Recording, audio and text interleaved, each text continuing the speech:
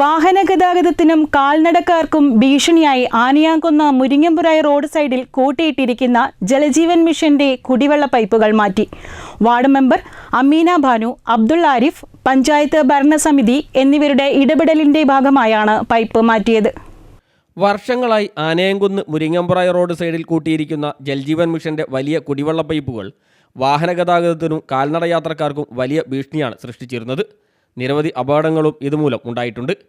Anayamkunnu high school, higher secondary school, Anayamkunnu government LP school എന്നിവിടങ്ങളിൽ പഠിക്കുന്ന ആയിരക്കണക്കിന് വിദ്യാർത്ഥികൾക്കും നാട്ടുകാർക്കും ഒരുപോലെ ശല്യമായിരുന്നു ഈ പൈപ്പുകൾ.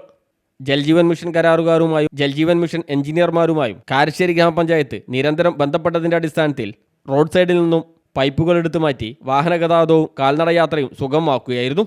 സംഭവം വാർഡ് മെമ്പർ അമീന ബാമു പഞ്ചായത്ത് ഭരണസമിതിയിൽ ഉന്നയിക്കുകയും CK കാസിം MLAക്ക് നിവേദനം നൽകുകയും ചെയ്തിരുന്നു.